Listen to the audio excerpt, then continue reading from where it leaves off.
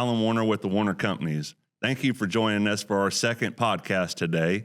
And if you missed our first one, be sure to check out all of our links to get back to the earlier family history. And then today's change up and the innovation of how we transition from just produce farming to getting into growing natural turf grass and the operations that we've developed since then. Angela? Yeah, sounds good. And I know at the end of the last episode, Dad had touched briefly on some of the sod varieties we carry, and we were just wanting you to just tell us, how did we get into the sod industry? Yes. In 1977, my brother Eddie had seen a local farmer had planted some turf grass down in Gulf Shores, and he said, hey, let's plant some turf grass. So we planted about 20 acres of grass, St. Augustine centipede, on the Magnolia farm in the second half of 1977. And that's really where it all began. And from that point there, and in 1978, we had another potato crop failure, and we were after the field was harvested, we went over and we just laid down in the sod field, not really knowing what was going to do next. And we were looking around, and here's this beautiful grass, and we had lots of rain that year, and it didn't rot in the fields like produce normally does when there's a lot of rain. So a few of his brothers decided to go down to Florida to see what the market was really like, and my brother Lester and Eddie went down to Florida, and they were cutting sod on a massive scale down there, and they got all excited and came back home, and we started planting a lot of turf grass. And so from that point on, we just really started growing that division of it. I stayed with the produce and the farming, and some of my brothers went wide open after turf grass, and then my mother, she said, it's time to take this to the town. Let's start selling it. We need a better way of selling it. I like those women entrepreneurs. Yeah. I mean, she had raised 8 children, right. And she knew that the grandchildren needed a place. And so she took off to Pensacola and my brother Norman, and they went over there and opened a store. And my mom got up every morning early to go run the store in Pensacola. And I believe she made more money there at the store than all the boys back at the farm growing produce and farming. So it was a real, a momentum changer that occurred within the family during that time period that was the next chapter. In the early 1980s, when the store was really going good, she never could get enough grass. We were buying a lot out of South Florida. And she called me one day and she said, George, she said, please, forget all this farming of produce and everything. Why don't you just cut me some turf grass? Just get it to me. And really and truly, she was the one supplying all the money to keep us alive and going. So my mom was really a pioneer in changing our company. And then it started growing well beyond Alabama at this point. This is when we start crossing over lots of state lines all over the United States and started producing a lot of grass. And so thank you for joining us, Christina. Tell them a little bit about Soil Kit here. Tell you what, I leave to run for Commissioner of Ag, and I come back, and you guys have started a whole podcast. And I like to know that I get to crash this party to talk a little bit about agritech. So yes, going back to the store that Grandma Lily started back in the 70s, she used to take me on Saturdays with her, and I was 6 or 7 years old.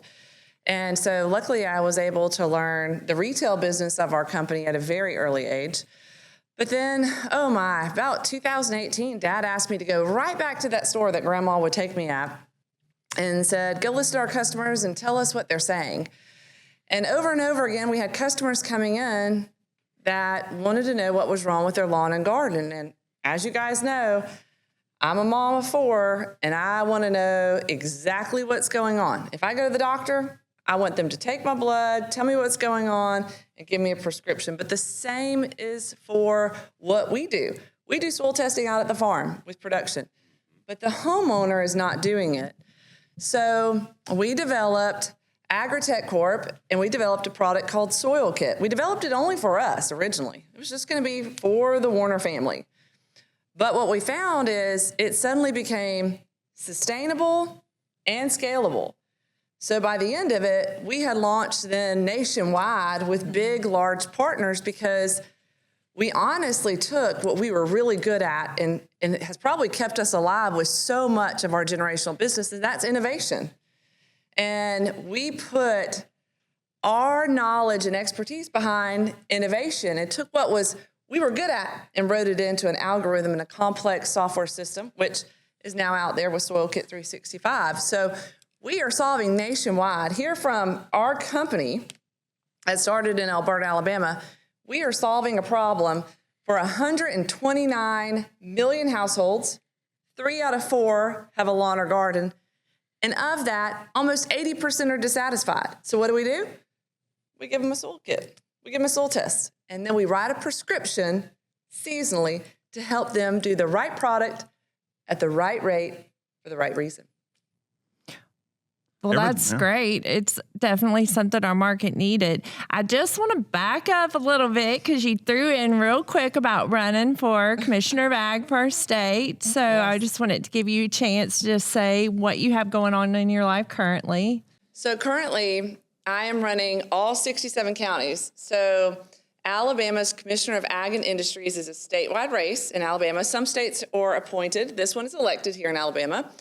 And I'm going all over the state, 67 counties, and meeting with various different groups to tell them my 5-point plan for our state and why I'm running for Commissioner of Ag. And I can tell you this, that is not an easy race because I didn't know this when I bit this off, but going back to it, strong women in leadership, Alabama has never elected a female ag and industry commissioner. So nevertheless, it's not an easy race, but I'm out there working for it, and I'm looking forward to being the next commissioner for the state of Alabama. Well, we've definitely been brought up to work hard, so we know you'll do a great job. Still seems like all things dirt. If it's not farming, it's studying the dirt and the soil. Yeah. So the soil kit was a good fit. I think something you touched on earlier, too, about being in the stores and just hearing what people were having issues with. A lot of that has stemmed into this podcast because we've started online. We're launching an online store. We have a website. We have a chat bot on the website, and people are asking, we find the same questions over and over. And between my knowledge of what people are asking and what's going on in the stores and Alan's knowledge of what's going on the farms, we're hoping that with this podcast, we can answer a lot of the questions that we hear over and over every day. And just, it's one of the new launches when we're always trying to innovate and do something new. It really was just a combined effort in regards to the vertical integration that occurred over the years as the farm started producing. Then we needed to get to market. At the end of the day, the market was a critical component to moving the grass that we were producing. So the female entrepreneurs like Lily did an incredible part about developing that end user commerce that was occurring. And in that process of meeting with our customers, we learned a lot about the issues they were facing in their yard. And that also built into solutions. You know, we needed to all work on developing solutions for the problems that were happening in the everyday yard. Soil Kit was one such great example here of teaching people a little bit about what's going on below the dirt just as much as what's going on above. Yeah. Alan, why don't you touch base on some of the areas in the U.S. that we do have farms and we're targeting, helping in those areas? Yes. Woerner's grown into a very broad reach now at this point. Over the years, you know, different Woerner family members took on different avenues. So what has occurred, I mean, some of them went into manufacturing equipment to harvest grass from the ground. Like Eddie Boy, you know, he had to develop the machines to even cut grass. So everybody took different chapters along the way, and then through that process, we developed operations wherever there was a need. We followed the market, we followed the trends. So a lot of times, those markets, whether they be in Florida or Colorado, sometimes I almost wonder if it wasn't just a way to get out of town on a quick trip and make it a business expenditure. So we do love Denver. I can't quite figure out the one in Denver, but it's been a wonderful thing. I kind of thought it was mom and dad trying to get out of the dog days of summer here in Alabama. That's why I tell everyone asks. Oh, it was. Yeah, that's what I think it is. We went to California one time and we just said, honey, I'm ready to move. It's nice and cool out here. I think they went through a hurricane and some dog days, and they were like, we got to figure out how we're going going to get a sod farm that grows cool season grasses. Yeah, vacation was a business expense because it always started with viewing a farm. So it was like a road trip that never ended. But business was business. That But was then their there was times excuse for to get fun. us to Walt Disney World. Yes, You remember, yes. you would end up at Disney World for one day, but you would see sod farms for 10 days on the way to one day at Disney World. So, Dad, tell us a little bit about this family history and everything, and how you've kind of handed the torch off to the next generation here. I mean, we have our partner Christina, Angela, my sister Kimberly is actually still involved, and I'm involved, and so it's been a great transfer and transition. To tell us a little bit about that. Yeah, I guess you can see now from all of this that it's multiple generations that have brought us to this point. And there's always time for change, and we're going into a new era. And you can see where Christina was talking about addressing problems on a nationwide event with Soil Kit. And each generation knows more about how to expand and use technology and discover new opportunities to help better serve our communities wherever we are. And so that was one of the reasons we just loved Colorado. We loved even a partnership in Hawaii, and Florida was always a great market. We could go down there in the wintertime and we could be clearing land or planting sod, and it gave us a chance to get away and actually visit a lot of new places and begin to understand the significance of our industry in agriculture and how diverse agriculture really is.